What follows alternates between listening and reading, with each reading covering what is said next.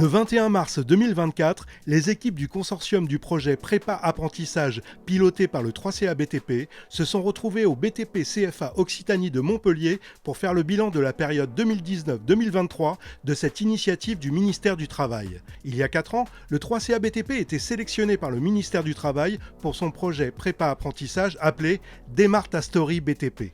L'idée, c'était de faire un point, de poser un petit peu l'ensemble des expérimentations, l'ensemble des expériences, l'ensemble des vécus des uns et des autres, et puis de voir quels sont nos points forts, nos points faibles, et puis également de voir quelles sont les pistes d'amélioration, et de profiter de cette journée aussi pour travailler un certain nombre d'aspects qui nous semblent importants, comme la prise en charge des 10, la mise en place de partenariats pour améliorer le sourcing. Voilà l'idée à la fois le contexte et l'idée de cette journée. On avait l'habitude, tous les lauréats de prépa apprentissage et notamment tous les CFA impliqués dans le dispositif, on se voit en visio. Ça fait quelques temps qu'on avait vraiment envie de se rencontrer déjà physiquement et aussi d'avoir un moment où on partage un petit peu les difficultés, les enjeux qu'on a, les défis qu'on a et aussi les expériences réussies. La prépa apprentissage dès sa création est apparue comme une évidence dans les CFA qui avaient besoin d'un tel dispositif pour une certaine population d'apprentis. Dès le départ, on s'était rendu compte dans nos CFA que nous avions un public qui arrivaient de plus en plus, qui étaient les jeunes allophones et qu'on intégrait auparavant dans nos CAP avec les autres apprentis.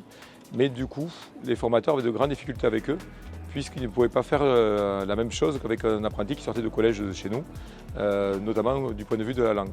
Et donc on cherchait une solution à mettre en œuvre pour les accompagner en amont des dispositifs de CAP, de formation. Et du coup, on a vu en prépa apprentissage de suite l'opportunité d'améliorer le service à la fois pour ces jeunes-là, pour les accompagner donc avant de rentrer dans les parcours classiques, mais également pour nos formateurs et les autres apprentis, pour pas qu'ils soient intégrés de suite avec eux et de leur prévoir des parcours vraiment personnalisés. Prépa au féminin est un parcours de 2 mois précurseur en France, ayant pour but d'accompagner les femmes issues d'horizons divers, partageant toute la passion du travail manuel. Diana a suivi ce parcours. Avant d'être ici, j'étais assistante de direction dans une entreprise d'architecture sur l'île de la Réunion et je me suis rendu compte que ce n'était pas un métier que je voulais faire à long terme et j'ai voulu allier mes goûts personnels à ma vie professionnelle et c'était pour moi la suite logique, donc le CAP peintre. Et je me suis installée à Montpellier depuis 1 an et demi et j'ai commencé par faire un stage de découverte pour connaître simplement le métier, pour pouvoir justement postuler au CFA. Et on m'a proposé par la même occasion une prépa apprentissage pour découvrir les métiers du bâtiment et valider mon projet. Moi, je ne savais pas par quel biais entrer dans ce domaine-là et grâce à la prépa apprentissage, ça m'a permis de voir d'un point de vue extérieur comment ça se passe et puis par la suite savoir ou pas si je me lance ou pas dans ce projet-là. Cette journée du 21 mars a permis, au travers des ateliers et des rencontres, de faire le point et de faire émerger des idées pour l'avenir de ce dispositif. La nécessité d'un pilotage national, la nécessité de communiquer au niveau national et régional sur les prépas apprentissages, la nécessité que chaque région met aussi des moyens pour avoir une équipe dédiée. Et puis aussi la nécessité d'une plus grande collaboration, partenariat avec des autres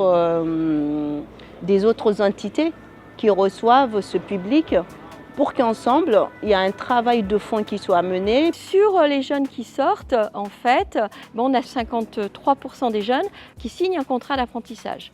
Donc pour nous, c'est une belle réussite parce que c'est vraiment l'objectif de ce dispositif, c'est d'amener des jeunes qui au départ avaient un certain nombre de difficultés à rentrer en apprentissage.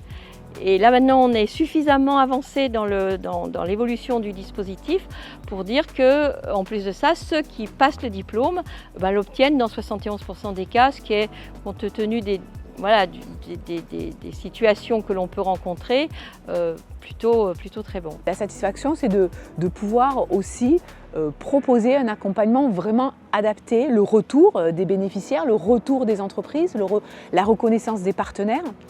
Et c'est aussi une équipe qui est complètement induite dans les CFA et qui est devenue un dispositif à part entière. Au lieu d'avoir un dispositif à part, il est totalement maintenant intégré dans les CFA.